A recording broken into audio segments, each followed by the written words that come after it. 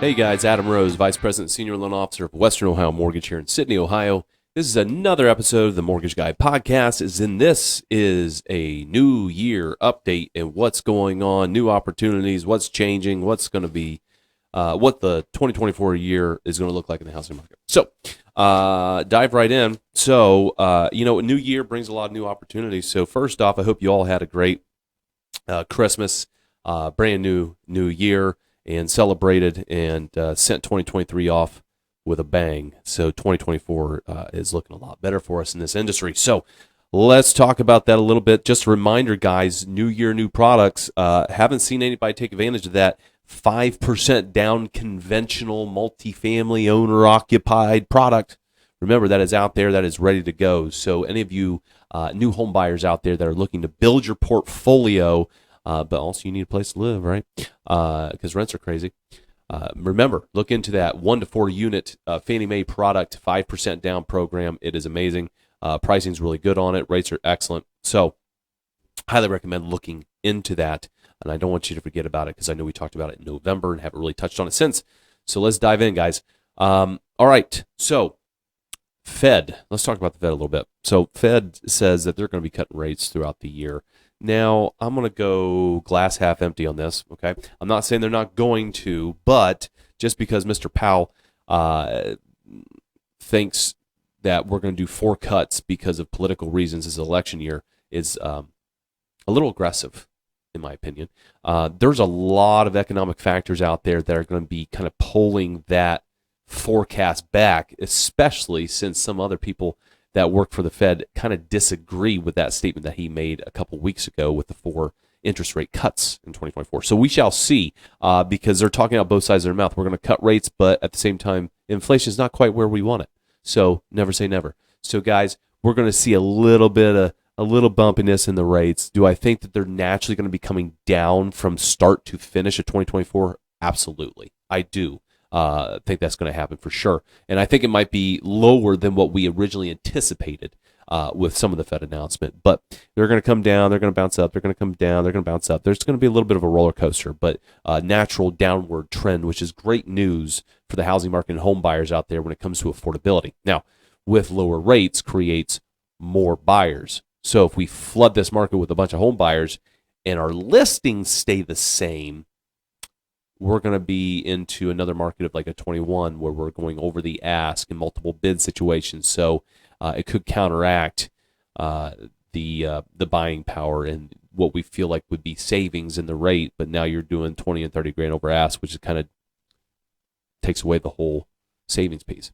So negates it all. Anyways, that is something to think about. And if you are looking to jump into the market, now is a fantastic time.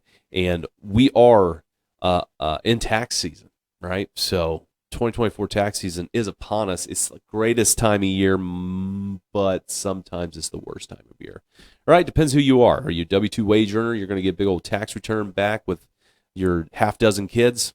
It's a great season for you. If you're a self-employed individual and you have to file your taxes and you owe a lot of money to the IRS, not so much, right? So we all have our little different situations that we find ourselves in this time of year. Since it's tax return season, guys, let's remember some of the things that we can do with said tax return. First, if you're looking to jump in the housing market, it's a great opportunity for you to be able to save your down payment. It's going to magically show up in April, March, whatever. File as soon as you can. Make sure they're correct.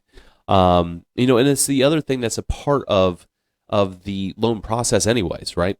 Once we kind of get into March roughly and people are buying, we're going to start asking, hey, have you filed your taxes yet? Yes or no? I want to get a copy of them.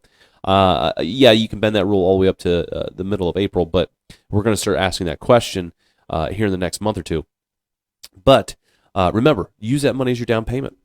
Another option is, hey, maybe you already have a down payment saved or you don't need a down payment because maybe you're doing VA or USDA financing. Well, okay, so we can use that towards doing debt payoff, right? So if we have some credit cards out there or a small installment loan sitting out there and you want to improve your purchasing power, using that down payment to pay off debt obligations can improve your position pretty significantly. Honestly, it's more impactful going towards debt payoff than it is putting it towards an additional down payment. So it's going to affect your affordability differently because of how we calculate your debt to income ratios. Another option is, save that money, and it can be used for a rainy day fund, of course. So if you need to buy furniture, appliances, fantastic. You don't have to finance it. But it can also be used to cover your closing cost expense, right? So a lot of buyers, especially first timers, that are going into the market that might be doing FHA or maybe like a 3% down conventional, or even USDA for that matter with no down payment. Sometimes you might find yourself in a multiple offer situation. Well, to make your offer look a little bit more attractive, you may want to consider not asking the seller to cover closing cost expense. Now listen, I don't care who you are. I personally just say, hey, ask for it. Hopefully you can get it. But every situation is different. Again, you might find yourself in a multiple offer situation, and removing the request for closing costs being paid by the seller could get your contract accepted, right? Or it could just depend on the seller, right? Everybody's a little bit different. I've heard a seller say, well, no one paid my closing costs when I bought this house. I'm not paying theirs. So it could just be a situational thing. It could be a personality conflict. But just FYI, if you don't need a down payment or you already have it saved, having your own closing costs ready to go and putting that in the offer to make it look more attractive can make you or help you get into that house or get into contract on that house. Last thing I want to talk about, guys, is called the Silver Tsunami. What the hell is the Silver Tsunami? So anyways, just a quick explanation from Housing Wire and some information from the AARP. So as soon as I said AARP, I think you can guess what the Silver Tsunami is going to be. What they call the Silver Tsunami is there are 10,000 people a day turning 65. And by 2030, the entire baby boomer population or generation will be over the age of 65. Whew. Here we go. So why is this important, guys? Well, that population, where's that number? Let's see here. I believe 74%, yeah. Whew, man. So people that are aged 50 are 74% of the total U.S. homeownership rate. Let me repeat that. People over 50 represent 74% of homeownership in this country. So why does this matter? Well, it matters for two reasons. One, as the baby boomer population ages and the Silver Tsunami hits, and people are turning 65, and by 2030, it's going to be all done. They're all going to be 65 or older. One positive is that their homes may get listed. They expect a lot of the baby boomer generation, man, I can't say that, baby boomer generation to actually downsize. There was 51% of the baby boomers currently downsize over the last 2 years. That is huge. That is huge. So with the aging population and over the next 6 years, having a very, very large 65 and over population, we might see even more of that or consistent with the percentages that we've seen over the last couple of years. So a couple of goods and bads, right? Goods are their homes might be listed. It might be more ranch-style homes. It might be multifamily homes. It's going to be all over the map, right? But it's going to open up a lot of listing activity for our real estate agents and a lot of our first-time home buyers or second mover-uppers going into those properties. So that's a plus. It could help our housing market and our listing market. The downside is those same buyers that are trying to enter the market while we have this massive population downsizing, they're going to be in competition with one another. That's the challenge I think that we're going to be facing. So, and why that's an issue is it's been proven. I don't recall the statistic. I think it was a little over 20% of the U.S.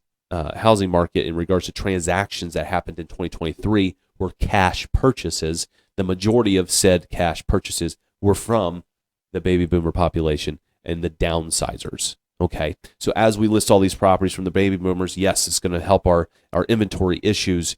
However, some of the buyers that are just entering to the market are going to be competing against the baby boomers that are downsizing. So that entry point home, that ranch style home that's 1,000 to 1,400 square feet, you're going to be in competition with the baby boomers who are going to be offering cash. So this is going to be the interesting challenge that we're going to be facing over the next 6 years, it looks like, based off of the Silver Tsunami data and information. Hopefully that all made sense. But give me your thoughts, guys. Tell me what you think in the comments. I'd love to start some discussions on there. But that's all I have for you guys this week. We will be back next week with a guest, a new local business owner. Well, year or two old business owner here in the Shelby County area. So we're going to be introducing him. Guys, so that's it. We'll see you next week. Now remember, it's free. Subscribe on YouTube. All right. Hit that little heart button, and that way you get some notifications when this comes out every week. Remember to subscribe on Apple Podcasts and Spotify, and we'll catch you all next week with a new guest.